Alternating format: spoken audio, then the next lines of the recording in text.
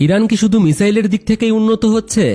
না, এবার তারা আকাশে বসাচ্ছে এমন এক অদৃশ্য নজরদারির চোখ যা দিন রাত মেঘ ধুলো তুষার কিছুতেই থামবে না।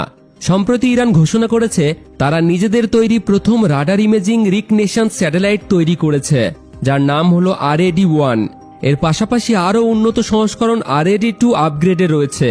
ইরান স্পেস এজেন্সির প্রধান হাসান সারালিয়ার মতে RAD-1 স্যাটেলাইটে ব্যবহার করা হয়েছে সিনথেটিক অ্যাপারচার রাডার বা SAR প্রযুক্তি। এই প্রযুক্তির মাধ্যমে 50 মিটারের কম রেজলিউশনে উচ্চমানের ছবি তোলা সম্ভব। আর RAD-2 হবে আরও উন্নত, যার লক্ষ্য 20 মিটারের কম রেজলিউশন অর্জন করা। সবচেয়ে বড় বিষয় হলো এটি অপটিক্যাল স্যাটেলাইটের মতো শুধু পরিষ্কার আকাশের উপর নির্ভরশীল নয়। মেঘলা আবহাওয়া, ধুলোঝড়, তুষারপাত কিংবা গভীর রাত কোনো পরিস্থিতিতেই এর নজরদারি থামবে না। অর্থাৎ 24 ঘন্টায় নিরবচ্ছিন্ন পর্যবেক্ষণ সম্ভব। বিশ্লেষকদের মতে এটি ইরানের সামরিক ও কৌশলগত সক্ষমতাকে নতুন মাত্রা দিতে পারে, কারণ রাডার ইমেজিং প্রযুক্তি সীমান্ত, সামরিক ঘাঁটি ও গুরুত্বপূর্ণ অবকাঠামো পর্যবেক্ষণে অত্যন্ত কার্যকর।